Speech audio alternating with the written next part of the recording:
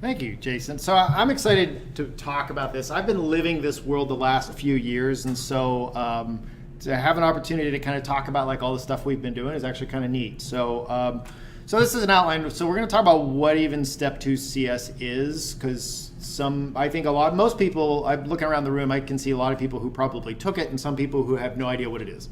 We're going to talk about why we're talking about this, why even bother, and what we do about it. So we'll go through that. So first, what is Step 2 CS? So before we even talk about that, I want to have, because I see that there's some non-clinicians in the room, I want to make sure that everybody knows some of the terminology that I'm going to use, because I use a lot of the jargon and lingo because I've been enmeshed in this world for a while. So how many people are willing to admit they're not entirely sure what a standardized patient is?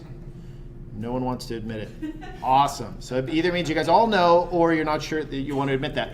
Standardized patients are people who portray patients for teaching and testing exercises. I can go on for a whole hour talking about standardized patient methodology, but I will skip that. Anybody want to admit that they're not entirely sure what an OSCE is? Okay, thank you, Martin, for your honesty. So an OSCE is an observed, structured clinical examination. This is essentially where an examinee, a student, a learner walks into a room, interacts with a patient, a standardized patient, and does some sort of teaching or examination of their skills. So sometimes we have OSCEs that are more formative, some of them that are more summative, and so all throughout the curriculum. Step 2 CS is, so I think everybody in this room, looking around the room, everybody's familiar with what Step 1 is. Step 2 is broken into the multiple choice clinical knowledge exam or the OSCE, the clinical skills exam, and that's what we're going to focus on today. So I will often abbreviate Step 2 CS as just CS. So if I use that terminology, that's what I'm referring to. So I have a lot of shorthand that I use that I will try not to jargonize this talk too much for you guys. So what is Step 2 CS? So who here actually took Step 2 CS? Awesome. I should say who didn't. Dr. Faterik, you did take it? It's part of becoming licensed, or actually we started at in Philadelphia, very first center. Huh.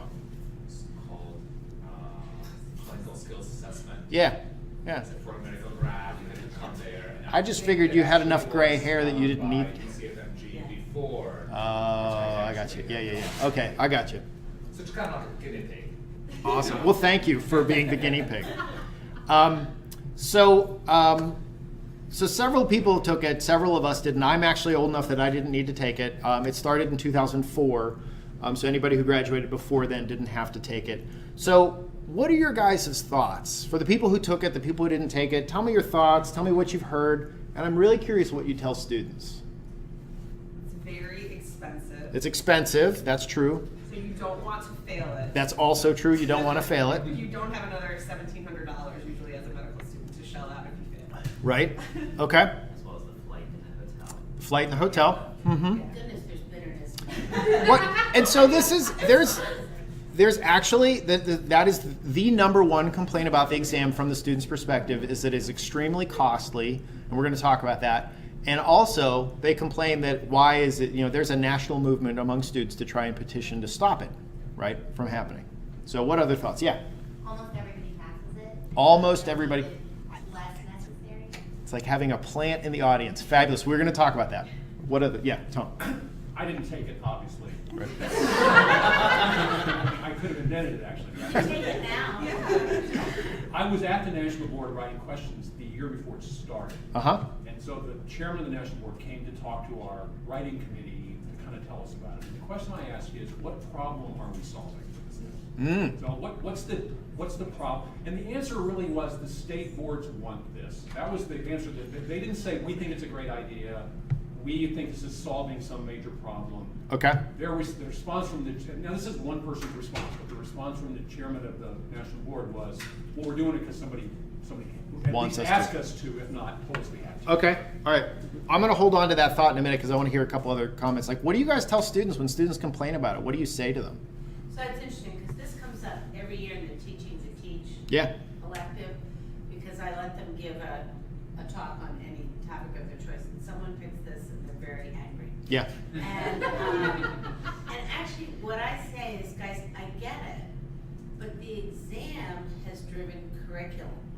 So for example, our standardized patient program was largely in response to clinical skills, to standardization programs around the country. So yes, you are well prepared and you will do well, but it's because testing is driving learning. And if the test goes away, much of the infrastructure for this clinical skills education goes away. So you guys are both right. So if you talk to people, That's always. right? So if you talk to people at the national board, they will tell you testing drives teaching, testing drives learning, right? They did this in part because if something bad happened and somebody graduated medical school who was incompetent and shouldn't have graduated medical school and killed someone, and they had really, really rich parents, and then they sued, the government would come and say, you guys need to do this. So this was a preemptive strike to show that we're actually graduating people who are competent, and it also helped push med schools to build SP programs and to teach clinical skills in a different way. So you're both absolutely correct. And so that's what I tell students. I say, yeah, it does suck. It's expensive. It's not going away. It's quite interesting though, because from an FMG standpoint, it really made a lot of sense Yeah. to come and standardize and actually see, are those who are seeking to get licensed in the United States are able to go and how do you assess them using standardized patients? So at least for a medical grad, it really made a lot of sense. And the board has yearly thousands of people take this exam, and a lot of them come from other countries. And so the international standardization of the international medical graduates is part of the goal of this exam too, right? So, so there's a lot of factors involved. And so I wanted to, because all the stuff, I knew that you guys were going to talk about all the stuff I was going to hit on. So I wanted you guys to prime the pump for me, so thank you. So I want to talk a little bit about how it's structured, how it's graded, just so that we're all on the same page, because it's not entirely clear to a lot of people until you actually I've had to read their website about Step 2 CS probably 10 to 15 times in order to kind of really think like they do. So it's a 12-station OSCE. You get 15 minutes per patient. After you walk out of the room, you have 10 minutes to write a note before you go on to the next station.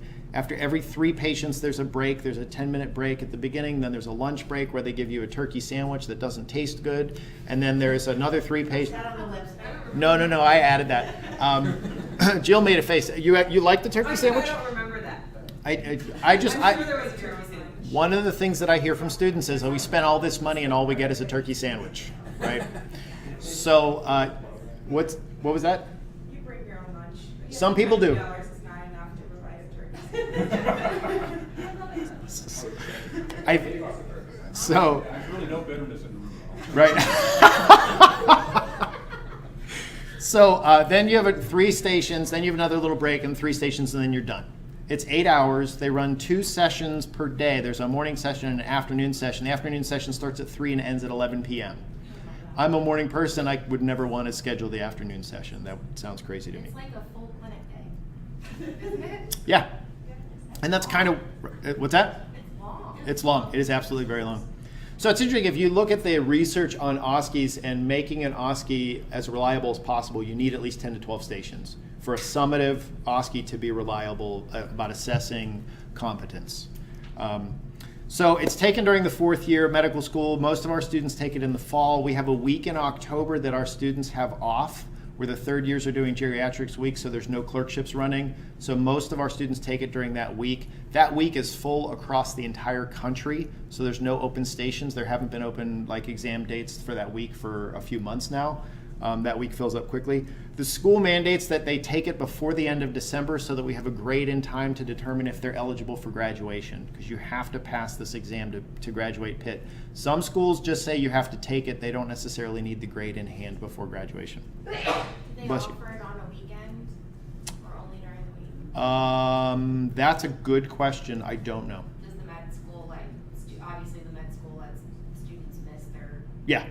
clerkship Yeah. or whatever to do? Yeah, I mean, they give them that week in October, but not everybody gets it in there, and people fit it in around electives and things like that. I don't know, actually, Tom, you could speak to if they're on a clerkship, are they allowed to leave the clerkship for a CS? They're not supposed to be. Yeah, so I think I'm it's, not saying it's never happened, but they're not supposed to. yeah. So it occurs in 5 different cities. You can see here Atlanta, Chicago, Houston, LA, and Philly. Philly is where most of our students take it because it's closest. But we have students from all over the country, so they might go home if they're from Houston and do it at home and save the money on a hotel bill. So the registration fee is about $1,300. Just for comparison, all the other multiple choice exams that the NBME hosts are about $600. And you can do those in your own city at a testing center and sleep in your own bed. Whereas the CS, you have to go to one of those cities. So you're paying a hotel, you're paying a flight, and you're paying the registration fee, unless you happen to live in one of those 5 cities. So what are they measuring? So they're measuring three different domains. One is spoken English proficiency. And this really is to ensure that people from other countries can speak English well enough to be understood. We'll talk about each of these different domains. The CIS score, the CIS, they call it, communication and interpersonal skills. This is interpersonal communication skills. And the integrated clinical encounter is a weird phrase, and I'm going to explain what they're measuring in all of 3 of these things. But so what students get, I never see, students who fail will send me their score report. And so the residencies only see whether or not the student passed or failed, but the students get a report that has a graph.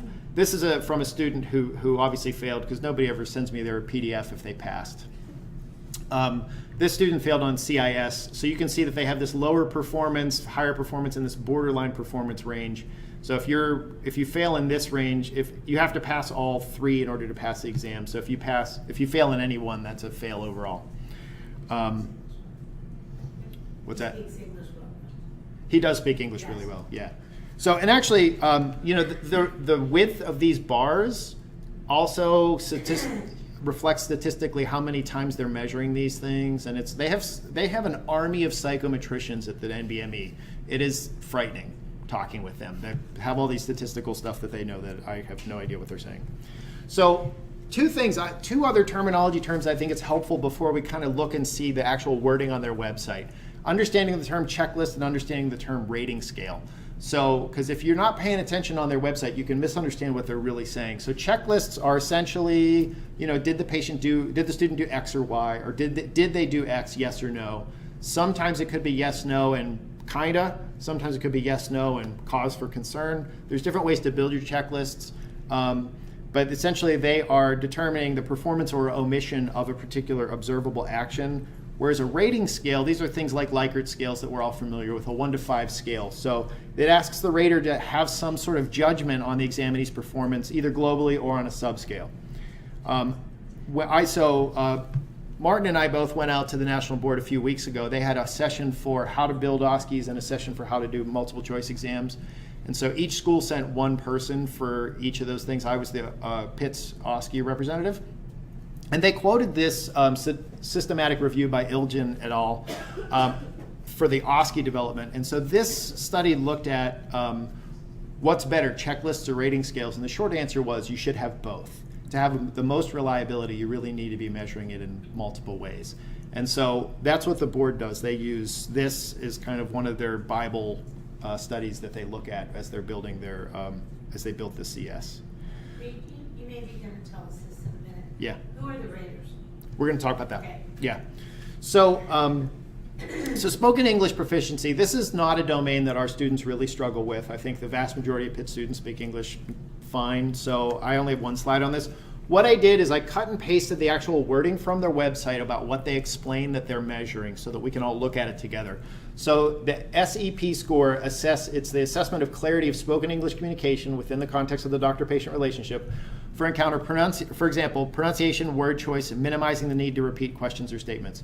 And so what they tell you on their website, this is word for word what they have. It's assessed by the SPs using a global rating scale where the rating is based upon these 2 things. So essentially, every SP is answering these 2 questions about every single examinee on the 12-station OSCE. So the frequency of pronunciation or word choice errors that affect comprehension, and the amount of listener effort required to understand the examinee. So 1 to 5 scale, I had to work a little bit to understand the student, that one got a 4. I didn't have to work at all, that one got a 5, or whatever their range is.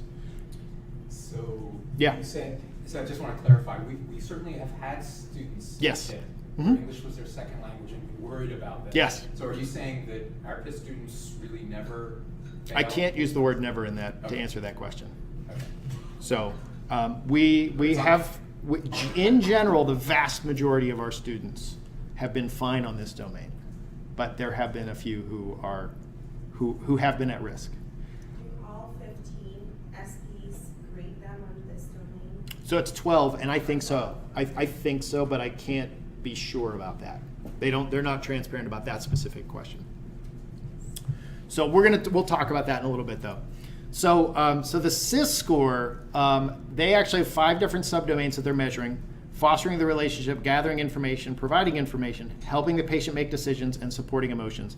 And what they say is it's assessed by the SPs who record these skills using a checklist based on observable behaviors. So this is a checklist. The last one was rating scales. And so this is word for word what they did. And what I did is I formatted this in a way that I think what they're telling us essentially what their checklist items are on their website. So examinees are demonstrate, so listening attentively, that's an easy SP checklist item, right? We write that on a whole bunch of our OSCEs. Showing interest in the patient as a person. Frankly, that's actually a little hard for an SP to answer.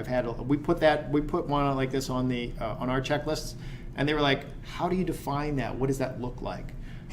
Demonstrating genuineness, caring, concern, and respect. Frankly, that's kind of 4 things in one, right? So they might have 4 separate ones that they use, and they combine those to be that one score. So there's 3 different potential items that they're measuring there. For gathering information, they have these 2 kind of more wordy items. So one is using open-ended techniques that encourage the patient to explain the situation in a manner relevant to the situation at hand. And the other is developing an understanding of the expectations and priorities of the patient and or how the health issue has affected the patient. I know that this one right here, how the health issue has affected the patient, is absolutely one of their checklist items because they showed it to us when we were out there a few weeks ago as an example of what their checklists look like. So if the student says, how has this affected you? They just got a point. So they can do that on all 12 stations, theoretically. So providing information, so they have more items here. So using terms the patient can understand, providing reasons the patient can accept. That one's a little harder to measure. These statements need to be clear and understandable in the words used in common language, so essentially not using a lot of medical jargon. The amount of information provided needs to be matched to the patient's need, preference, and ability. We all have learners who talk too much and use too many words and don't let the patient talk, right? So that's what that's measuring. The patient should be encouraged to develop and demonstrate a full and accurate understanding. So saying what questions do you have should get you there. So making sure the patient has an opportunity to ask questions and clarify any understanding issues that they have. So helping the patient make decisions, they have 2 things here: outlining what should happen next, linked to a rationale. I think maybe you have appendicitis and I think we need to get an ultrasound or a CT or whatever imaging they want to get. Assessing the patient's level of agreement, willingness, and ability. And frankly, each one of these is probably a separate item. So you can agree to something, you can be willing to do it, and you might not be able to achieve it. So if they say you need to get PFTs and the patient actually built into the case has transportation issues, the patient may not be able to go to get PFTs. So they might be they're probably measuring these things, and it's somewhat case dependent which questions they're asking. Supporting emotions is seeking clarification or elaboration of the patient's feeling and using statements of understanding or support. That must be frustrating, or how does that make you feel? That's really all they have to do. So what I did is I counted up all the different things that I think are potential checklist items. There's 14 different checklist items for just CIS alone. The problem is that all the research shows that an SP can only remember so much. The ideal number of checklist items on an OSCE for an SP to answer is 15 to 20. And the lower end of that scale is preferred. So there's no way they're asking all 14 of these items on every single station, because we just saw that they have 2 items on their spoken English, and we haven't even gotten to the next domain, right? So they are picking and choosing which of these things are relevant to the case. They have an entire algorithm of all the different cases. What are they measuring, so that every examinee is getting measured the same way with different cases. It is crazy, the stuff that they do that is all on the back end. So the integrated clinical encounter, so this is the one that's like the score that nobody knows what the hell this is, right? But we can't really figure this out. So it's measured 2 different ways. So one is a checklist completed by the SPs based on only the physical exam maneuvers that the student performed in that case. So they talked about this a few weeks ago. They look at JAMA's rational exam, they look at ACP, they look at SGIM, they look at evidence-based resources to figure out what is the most evidence-based physical exam maneuver for this particular patient that they should be doing. So we have checklist items that we're asking our SPs that frankly aren't all that evidence-based, right? And so in the old days of CS, and it's really interesting, if you go back and you watch like videos, that I've actually gone out there to the NBME and watched videos of people taking their CS. Carla did this too a few years ago. And you could tell who was coached in what way. Some students super focus on draping. Are you draped? Are you comfortable?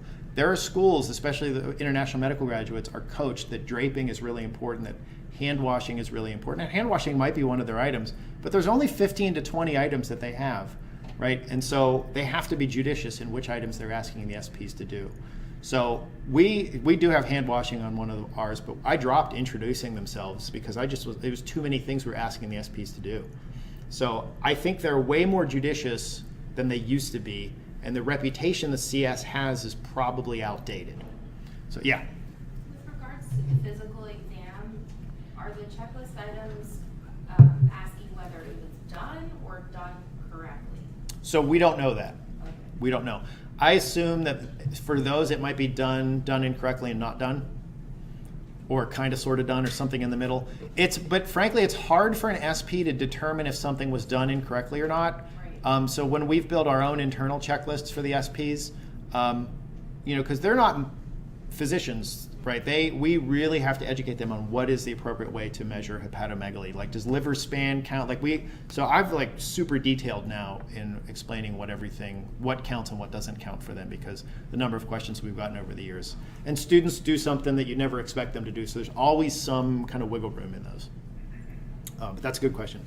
So physical exam items, and then the other piece is the global rating provided by trained physicians. These are real life doctors who read the student's note. So I want to take a step back and actually show you guys the note, for especially those of us who never took the exam. It is not a classic note in the typical way. So they actually provide a sample note that you can click on and use as a practice note. And so this is what it looks like. And the cool thing about it is it actually has a little timer here. So it starts at 10 minutes and it gives you 10 minutes. So yesterday, when I did the screenshot, you can see it took me about 2 minutes to figure out how to screenshot and cut and paste it in here. Well, I got coaching on it. I got somebody much younger than me to show me how to do it. So they have a big free text field for the history, a big free text field for the physical exam. There are character limits, but I find that our students don't necessarily run out of the character limits for these two things. Those are pretty straightforward. If you scroll down, you can see this is what the assessment and plan section looks like. And you can also see that it took me another few minutes to figure out how to cut and paste and how to crop that prior image.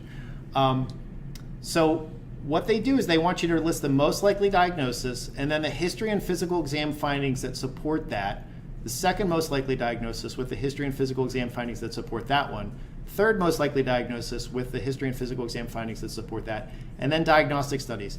The test is designed to test diagnostic reasoning only. You don't write antibiotics, you don't write admit to hospital, you don't write refer to surgery. It's what diagnostic tests should you be doing and ordering in this patient. So they're only measuring those things. And the students are told that. You look confused, Missy. No, I was just thinking about it. So this assumes that there's one problem and it's obvious. I mean, is this like a chest pain, right? There's no problem list. So every case has a differential diagnosis built into it. But do you understand what I mean? Like, It's one problem. is the problem chest pain, Oh, exercise, yes. diarrhea, and abdominal pain? I mean, No, it is one chief complaint one chief complaint. per case is my understanding. Okay. Yeah. And so like a great example would be headache, right? Because there's not a whole lot of physical exam that you need to fake for migraine or tension or even rebound. So you could build a case where migraine's the most likely diagnosis, then they talk about why they think so. Tension would be the next one, and then rebound, and then so you have to build into the case the differential so that. They want pertinent negatives here? So I tell the students to put pertinent negatives in, because these are free text fields. You could say like lack of X or no Y, right? Are you supposed to fill in every No. one? I'll show you guys what the physicians are grading on the next slide. But so I tell students, so when I've seen students who failed their ICE component, and on our internal exam, they've left the physical exam completely empty. And I'm like, what did you do? And they're like, well, it was a standardized patient. Their physical exam's going to be normal. And I'm like, no. And I know that the Step 2 CS, they use what's called medical moulage, which is like movie grade makeup to fake physical exam findings. They will fake rashes, they will fake bruises, they will fake wheezing, they will fake lack of breath sounds. So they have a lot of training in their standardized patients to make sure they're faking certain physical exam findings. Certain physical exam findings you can't fake. You can't really fake hepatomegaly, right? But you can fake a lot of things. So, yeah. I'm sorry, the other question is, do you actually run a session for the whole class? No, that's what I'm going to do this year. Okay. You're jumping ahead. I'm sorry. That's okay. It just seems like this is so, I know. you can be coached for this. Absolutely, and we're going to talk I've about. already got a list of. Is that a good thing? We're getting there, and I knew that was coming too. No, that wasn't my question. My question is, do students find 10 minutes difficult for, because this looks like, writing this note in 10 minutes strikes me as So the challenging. cases are straightforward enough that it's not like Okay, onerous. that's what I was wondering. Yeah, and part of the reason that we give them this format, we have them practice this so they can practice their timing. The website. What I'm really asking is if there's much diagnostic reasoning to be done, 10 minutes is not long to. So if the cases are so simple that what's diagnostic reasoning really isn't diagnostic reasoning, 10 minutes is fine.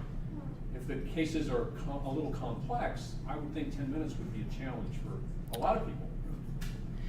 What I remember is that the cases are like, the chief complaints are really straightforward, but there's always like wrenches thrown in. Like I had someone that wouldn't get off their cell phone the whole time, right? So you had to like figure out how to like talk to someone and get them to like pay attention to you. But it was like, I mean, I don't remember a ton of them, but like literally I had to ask them all the times, can you please put yourself enough? Can you please like focus for 5 minutes?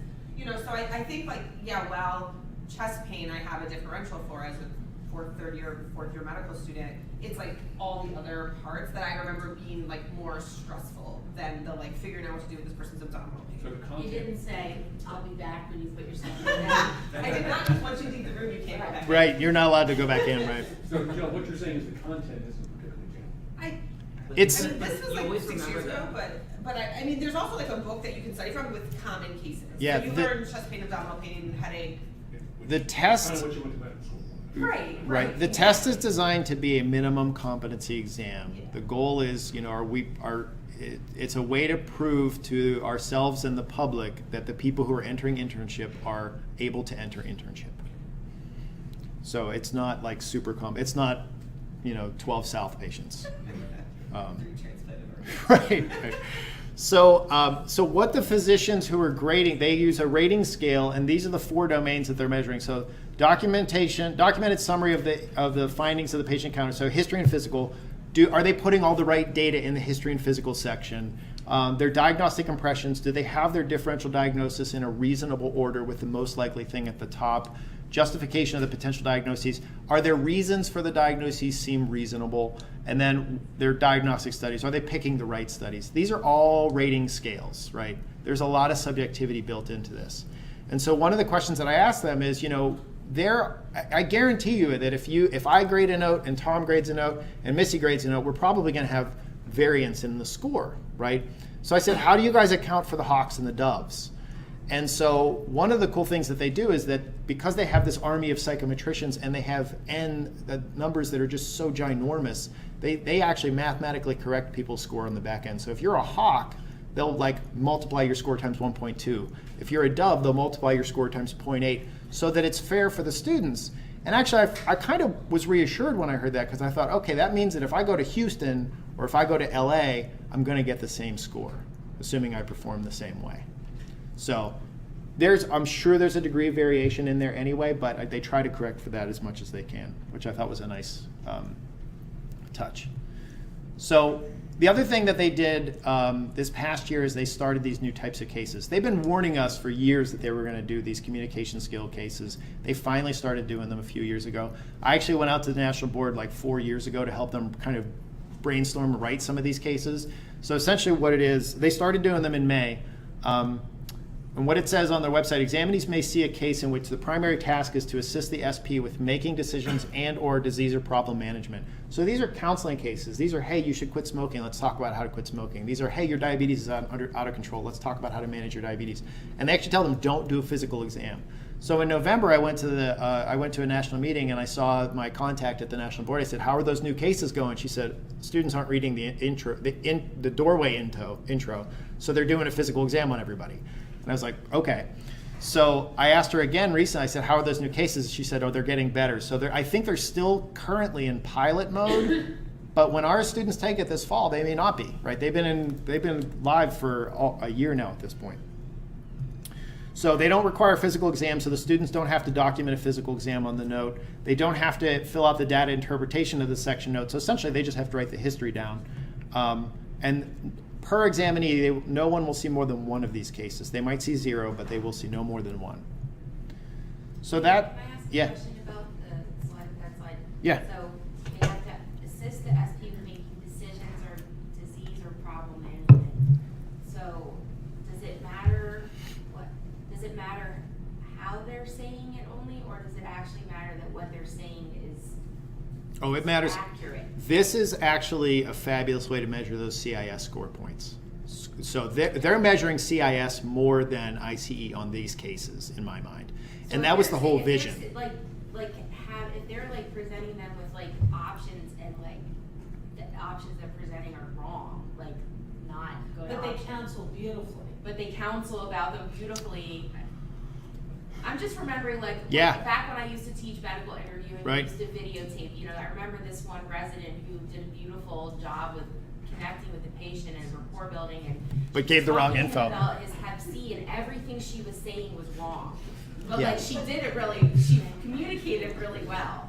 So do they? I don't know. I don't think so. Okay. But because their website mentions nothing about accuracy of information provided.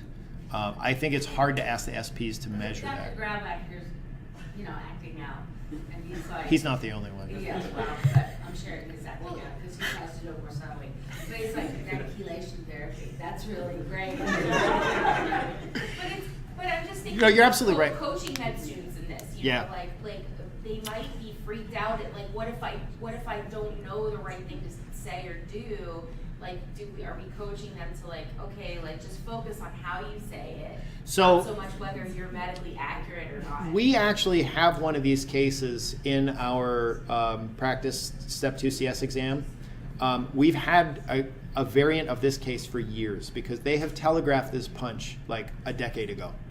And so I don't, especially since this is being recorded, I don't want to reveal the details of it, but it's a challenging case, and we actually measure more than just their communication skills on that case, because we can be we have a little bit more latitude than CS. So we are trying to measure that also internally. So, but that's a great question. So now that we talked about what CS is, now I think it's reasonable to talk about why in the heck are we talking about? Why did Missy ask me to come? So what I did is I pulled up our first-time passing rate since the beginning of CS compared to the national first-time passing rate, and this is all comers, I believe, or maybe it's U.S. medical grads. I now that I'm thinking about it, I think I forget. So, but you can see pretty consistently we surpassed the national first-time passing rate. And we were both we matched it here in 2009, 2010, but it was still 97%. So this is where Molly's comment in the back was everybody passes this exam. Yeah, there's a really high pass rate. So why are we talking about this? So this is a continuation of the same data just because the table was too big to put on one slide. So February 2016, that's when I took over. That's when I came into this role. Hollis Day left, and I took over as the medical director of the standardized patient program. My plan was just to do the same thing that we had been doing because it wasn't broken. I said, let's just keep going along and doing the same risk stratification strategy and the same remediation strategy to make sure the students do well, and then this happened. So for the first time, this was the lowest first-time pass rate we had. And this was also the biggest class that we've ever had. So the actual raw number of students who failed made us all go, ooh. And so I was nervous about that, and I felt like, oh, I really screwed up my first year in this position, like, oh crap, right? And so I talked about this with several people, and then so we'll talk about it. So I did a lot of reflection on what could we as a program have done differently. And so we adapted our risk stratification strategy for the following class I even called the national board. I was like, hey, what's going on? Did we do something? You know, she was like, since you're paying attention to this, you're probably going to be fine. Everything's okay. She talked me off the ledge a little bit.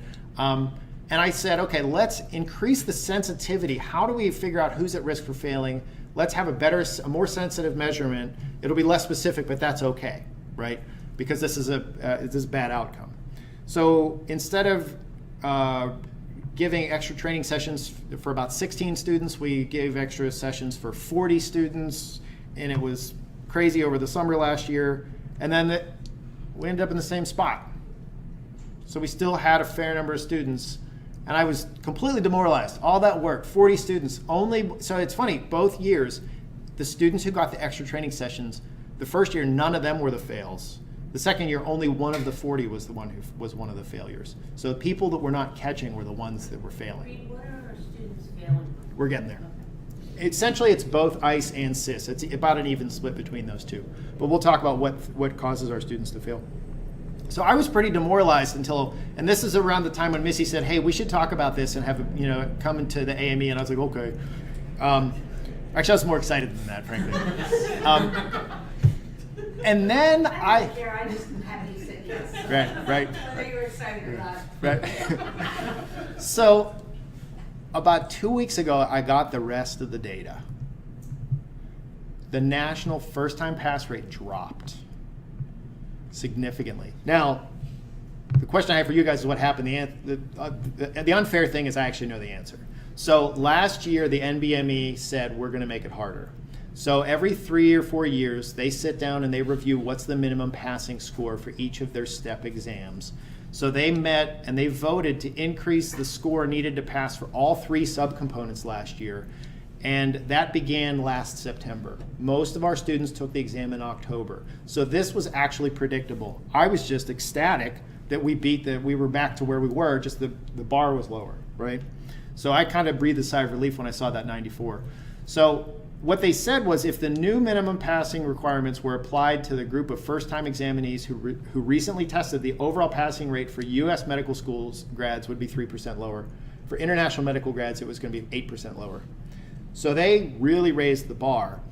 And I think, in all honesty, if we hadn't had this bad year here, I think this year would have been worse. So I'm still not happy with this number. I still think we have work to do, but I think we're better off. I think because we had a bad year, I think we actually did better than we would. How many kids is that? So it was in 16, 17, it was 6. This year it was 5. So why do our students fail? So the bullet points that I have, these are all from a handout that Hollis gave me that I adapted and now give out to the students. So I tell them this is the same information I give them. And some of the answers, some of these early bullet points are actually Hollis's bullet points, and I'm not sure they're totally relevant anymore because I think there's a historical element to these. So what she would tell students is not doing a thorough physical exam pertinent to the complaint. So the example she gave is if somebody comes in with hip pain, you really should check the back and the knee. The cranial nerves aren't as important. So you really need to be judicious and thoughtful about what physical exam you're doing. And I still think that that's relevant because we know the SPs are measuring what physical exam things they're doing. So people have failed because they didn't treat the SPs as real patients. This one I think is a little bit less relevant because historically, years ago when they started, their SPs were notoriously robotic. They have adapted and trained their SPs, and their SPs are much better than they used to be, but they are still more robotic than our SPs. The example I give our students is if you say to one of our SPs, that must be really frustrating, our SP is going to say, yeah, it is, thanks for noticing, right? The standardized patient on the national board is going to go, right? They have scripted responses to almost everything. They have to. I've watched 4 different women play the exact same case and say the exact same thing. It's frightening. So they have to be way more scripted because it's a higher stakes and it's way more structured than ours. So I warn our students that if you say that must be frustrating and the student and the SP gives you a weird response, you still got the points for supporting emotions. Move on, keep going. Don't worry, don't be thrown off by their weird responses because they're not always going to make sense. Some students have failed because they didn't take the exam seriously. They say, hey, everybody passes this, right? The thing that this exam is notorious, the reputation is that as long as you can speak English and you're not a jerk, you can pass this exam. And for the most part, that's true. But I know students in our school who do speak English and are not jerks and have failed. So it is not a hard and fast rule. So students blow it off and they don't fully prepare. And this has happened in the last 2 years, where a student didn't prepare and didn't realize what the actual exam was measuring. So I've talked to students who failed and they just freaked out during the exam. The only way to really accommodate that is practice, practice, practice, practice, practice, right? Time management has also been a challenge for some of the students. Again, practice, practice, practice. Not telling the patient what the differential diagnosis was and what the next steps were. This is the student who didn't prepare. He didn't read the material. There's a 20-page PDF that I tell all the students, if you do nothing else, read this PDF. It's only 20 pages. And in the PDF, it tells you all the stuff that we went over earlier about what they're measuring. And so he had no clue that he did the history and physical and said, all right, and just got up and left. Like there's no way you're going to pass the CIS score if you don't talk to the patient. It's also an incredible test taking.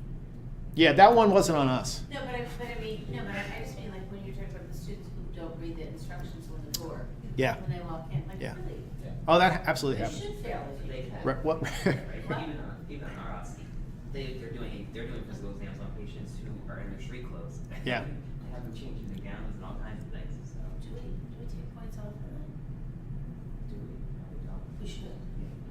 Just on a checklist. So another thing that I've seen is on our mock Step 2 CS exam, students who leave sections of the note empty have failed on their ICE score. And that's the people who say, I don't need to document physical exam findings because they're all going to be normal, right? That's not true. And so I've been counseling them and messaging much more aggressively about these last couple ones. And this is another one that is actually has happened where somebody goes away for a research year and comes back and takes the exam without doing any sort of clinical refresher, right? So I've been talking with a lot of the students this year saying, hey, if you're going on research, and if you're coming back and doing family medicine or CAMC, good news, you're probably fine, right? But if you come back after a year away from clinic and you just take this exam, you're at risk. We need to get you some sort of extra help. So I'm trying to do a better job of kind of catching the students who are re-entering the curriculum. So what do we do? How do we prepare the students? Frankly, everything we do prepares them for this, right? The vast majority of our students are prepared for it, right? Our entire curriculum prepares them for this exam. The CCA is our end of third year OSCE that we do that is a mock Step 2 CS. It's the exact same format as CS. There's a couple variations that we do where not every case has a note necessarily. But we have the same notes and everything. And so we use this as our kind of risk assessment tool to determine if the student's at risk for failing. So we have this really cool thing that we do. So we actually have the same format for the note, but it's on a web-based computer system. And I squeezed this entire note. This is one student from this year. So here's her history, here's her physical exam, and here's her clinical reasoning section. And so we have Word. It's this really cool thing where we built these keywords. So if you click on this little open-ended scoring thing, it opens up and it shows you what she's getting points for. So she didn't use left lower quadrant, so that's the location of this patient's pain. This is a young woman of childbearing age who's having left lower quadrant pain. It could be a whole host of things in the differential diagnosis. So the system missed that she asked about sexually transmitted infections, so the physician who graded this gave an extra point. So the system predicted a score of 13. She gave 14 because there was one thing that the keywords didn't find. So this is not the same way the CS measures the note, but we do see that our scoring system seems to be somewhat predictive of failure. And it's way less work on the faculty member than reading every single note and doing a 1 to 5 Likert scale on 4 different questions about the note. This is like, it's almost done for you, which is really, really nice feature. So how do we handle students who are at risk? So before my time, anybody who scored in the bottom 10% on the CCA overall got some sort of extra practice sessions, usually with an experienced clinician. Usually it was Dr. Holtzinger and a standardized patient, and had coaching sessions, and it had anywhere from 1 to 4 sessions with him and the standardized patients to kind of go over this. What he does, it's really nice. He actually does the first session with them and then determines how many more sessions they're going to need before they're ready to take the exam. So he's really passionate about this. The year I took over, I kind of expanded the faculty list, his feelings were a little bit hurt because I was like, I'm trying to throw him a bone, not use him quite as much. And he was like, well, you didn't call me as much. So I was like, okay, I'm sorry, Elmer. We'll make that better. Good news, we now have 40 students. Right. And so this was the year we did 16 or 17, and then, last year I went crazy, right? And some of the people in the audience are some of the faculty that I recruited to help. So there was 40 students. So basically, anybody who scored in the bottom 10% of the entire thing, anybody who scored in the bottom 10% for their CIS score, we can't combine ICE mathematically the way our system is built. So we have a patient note score and a separate ICE score. And so anybody who scored in the bottom 10% in any of those four is how we got to that number of 40-some.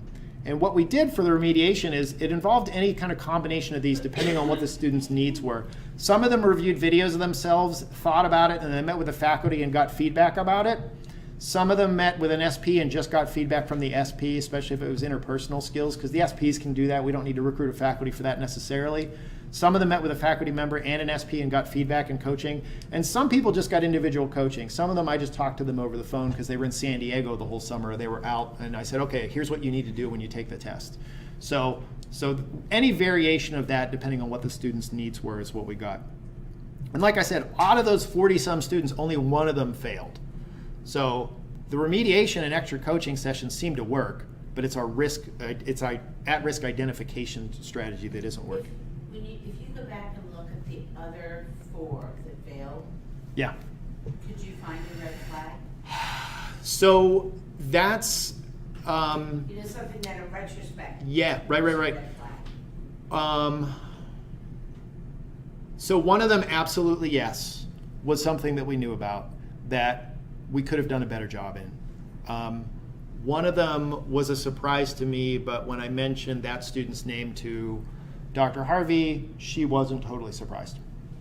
And that was also the student who didn't really prepare well. So there's other ways to assess, right? And so the struggle that I've had that Hollis didn't have is that she was an advisory dean, so she knew who was struggling. And I'm not in those meetings, right? And so this year I invited myself to the promotions committee meetings. I invited myself to the retention committee meetings. I tried to get a better sense of who's really struggling out there so that I can kind of get them on my radar better. And so by just even attending the retention committee meetings and explaining to the rest of the retention committee why I'm there, now they're like, oh, you need to be aware of this person. And I'm like, wait, that person might not even make it to 4th year. So I'm like, let's hold off on that one. So it's a whole different discussion there. So that gets also to future directions. So one of the things that I thought about is the Step 2 CS note is such an unusual format. I get so many questions after they take their CCA. They're like, that was weird. I've never done that. What are we supposed to do? That I said, we need to have a coaching session on just to fill out how to fill out that thing, right? Because there's a lot of students who we can. So what I was thinking about doing is having maybe the bottom 50% on their note score. Let's just or just do the whole class. We'll do like a lecture sometime in the summer. And podcast it so they can watch it before they take the exam. The other thing is I want to give them more chances to practice the Step 2 CS note. So what we did, and so, I know. So in November at the AAMC, there's a meeting one day before the AAMC called the DOCS meeting, DOCS. Stands for Directors of Clinical Skills Exams. This is my 2nd year going. It's for clerkship or course directors for courses where they teach clinical skills in the preclinical years. So medical interviewing, AMI, physical exam, all courses like that across the country. And in one of the workshops, one of the participants said that they've never had anyone fail Step 2 CS. And a whole bunch of us were like, Mer? And he said every single one of their OSCEs is structured the exact same way Step 2 CS is. And I thought that's actually, that's teaching to the exam, which is what Tom was getting at earlier. Like, should we be teaching to the exam? And I would argue that we should at least be teaching them this note, right? They need to know this note because it is really unusual and it's a high stakes exam, and it just takes a little bit of mental gear shift to be able to fill out that note. And just a few practice sessions are going to make a huge difference, I hope. So what we decided to do is that we're adding this CS note into several of the OSCEs. So Tom, I never even explained all of what we're doing to your clerkship. So the internal medicine OSCE, the internal medicine clerkship has a formative OSCE, 3 cases that already have a differential diagnosis built into them. we already, in the old format last year, they would walk out and spend 3 minutes writing down their differential diagnosis. So what we're doing now is we're giving them more time, and we're going to have them fill out a full CS note with the differential diagnosis. We're going to use the keyword search, so if faculty member doesn't have to grade it, they'll just get an automatic report saying, here's what the computer graded your note as, just for them to review and as formative feedback. There was another piece I was going to say. So we had to expand the OSCE. So in order to do that, now it's 60 minutes instead of 45 minutes. We also took the OSCE out of the 9 South clinic because the students were having to walk. It runs parallel to some lectures that occur in SCAFE. Students were walking from SCAFE to 9 South and then walking back for the lecture. We got new rooms, new patient exam rooms down on the mezzanine level that just got finished. So we're going to have the OSCE on the mezzanine level.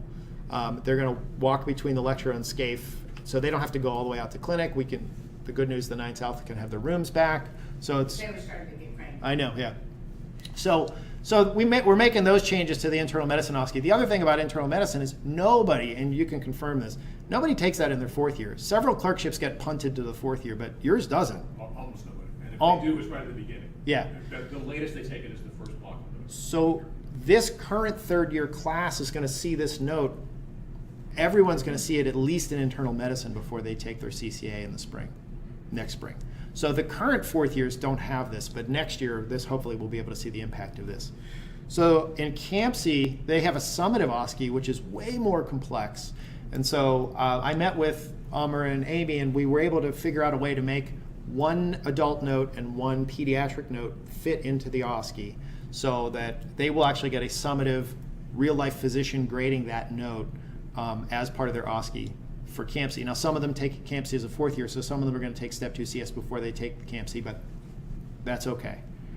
And OBGYN came to us, and they had a case. They have 2 cases in their OSCE. One is a differential diagnosis case with clinical reasoning, and they were asking the students to write down their differential diagnosis anyway on a piece of paper. So what we're doing is we're taking the assessment and plan section of the Step 2 CS note and incorporating it into that one case of their OSCE. So they're going to see that format again in a different way. So the format of the assessment and plan they're going to see in 3 different clerkships now moving forward. The other thing, this is my wish list. I would love to have a better way to risk assess the students. I'm okay with remediating 40 people, but if we remediate 40 people and 4 people outside of that 40 still fail, the system's not adequate, right?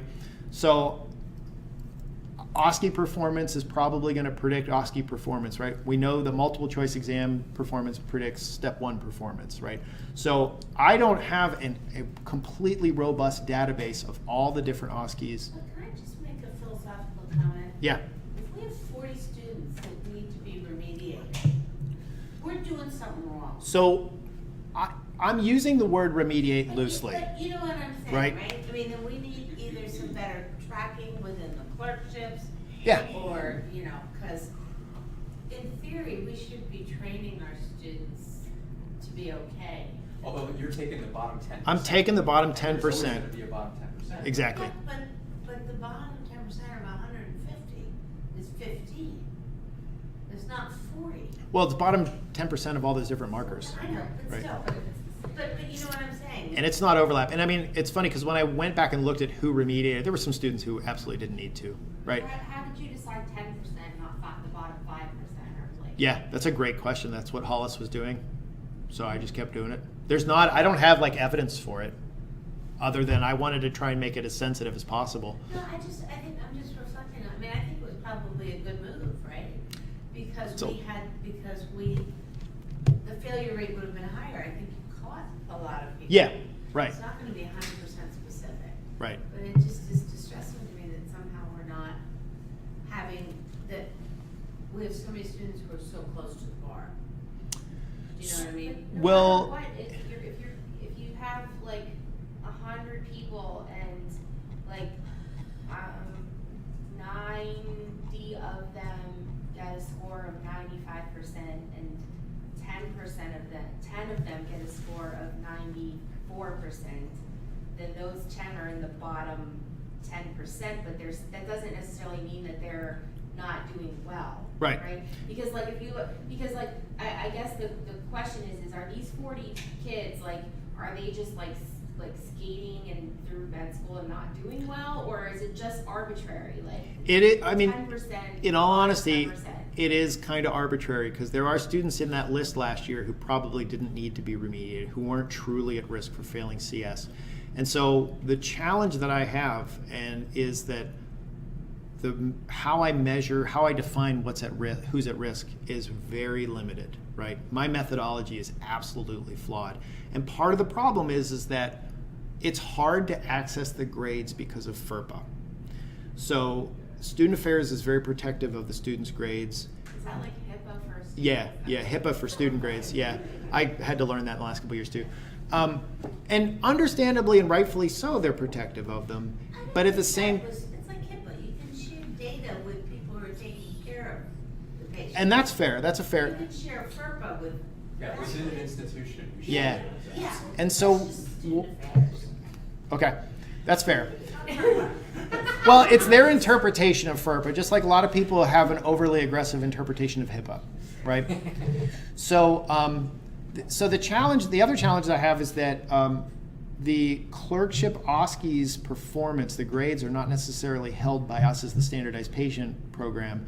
They're often held at the clerkship. So they're saved onto somebody's desktop in the clerkship coordinator, or very, so like I have access, I can get the CAMSI ones, but it's hard to, I would love to have this big exhaustive database so that I could really do the statistical analysis to figure out what is really predictive, and so then I know what measures to actually You're trying follow. to do it in a prospective manner, but what you really need to figure out Is do the retro- retrospective. Absolutely. Like, here are the kids that, not even the ones that failed, but even the ones that are borderline. That's exactly and where I was see going, yeah.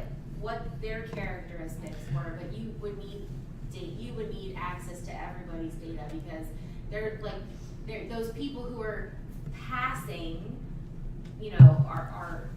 there's probably a more granular set of data that perhaps predicts I that love- they're not doing well. I love when smart people have the same ideas as me. I'm sorry, I got ahead of you. No, it's perfect. I'm going back to that slide that I had where because what I would love to do, sorry, this is taking forever. Where's that thing? Because I've thought about this. So what measure do we really want, right? So if we only look at the people who failed CS over the years, we're going to have a really small N, right? But if we look at people who had a borderline performance on any of these, that's going to increase the number of students that we are going to, so it's going to be better at predicting who's at risk for failure. Because anybody who gets in a borderline performance, I think that's true risk for failure. You were close. Right? So that's going to increase the sensitivity of our ability. And so I got the email for the statistical people at the national board, and I haven't emailed them yet, but I'm going to email them and see if they're willing to share that data with us about our students. Because we get pass-fail. We get numbers who pass-fail on their score, but we don't get borderline performance at all. And I'd love to have some way to better predict this so that we actually are working smarter, not harder. Because it probably costs so much money to It does. do that remediation. It absolutely. And I asked Mahoney, I was like, are you cool with this? And he was like, we got to get these students to pass. So like the OMED budget didn't explode, but I was worried that I was going to get yelled at. I didn't. And then plus there's still 4 people that were Right. in that cohort. Right. So it's an imperfect system. Yeah. Can we offer the residents in the med ed certificate as people who would be willing to Absolutely. remediate? I already do that. Yeah. Oh, the residents. Oh, I don't use the residents, but I'm happy to. We use the Yeah, fellows. no. Yeah. We have lots of residents who would love to do that. The good news is, And actually, they could do it watching them do a real patient, yeah, that's true. which would. Because clinicals, I mean, right, it's, yeah. So, maybe this will be the final question. I know this test isn't gonna go away. Right. Is there any evidence that the national board has that this has done anything to improve physician performance? They've been doing this for 10 years now. Do they have any evidence that this has actually made doctors better or made patients safer or done anything that I don't know. I mean, did they have, I mean, I would assume they had that data, they would trumpet it. Right? Right. Yeah. I don't- I just, so not only is this expensive for the students. It's hard to It's more measure. expensive for the school. It's expensive in terms of Yeah. money, Mhm. and it's expensive in terms of time. You're taking students away from other things that they should be doing. I feel like the debate that we're going to have is about to have right now anyway. And again, this is, I mean, probably I should just let this drop, because the test isn't gonna go away. Because tests never go away, you know, these things just don't go away. But I'm just really curious as to whether anybody can actually claim this has accomplished anything, other than making people do better on the test. I don't know if we have the outcome about patient care, if it made a difference in patient care. I also think that would be really, really challenging to It'd be really study. hard to do that, I understand. So. Yeah, this is a tough issue. One thing that we do have data about, though, I just want to mention, is we have student feedback about how our school prepares them for 2CES. I was just reviewing this as part of the independent student analysis, a big survey of students, and this was one of the areas of strength in our curriculum the students noted. They felt really well prepared, thanks to the efforts of Reed and colleagues, that the CCA and the standardized patients courses that they took really, they felt helped them excel on this 2CS. So there's still work to do. We want to help all our students, but it's a real strength, and I want to thank you, Reed, for all the work you've done and for presenting today. Thank you.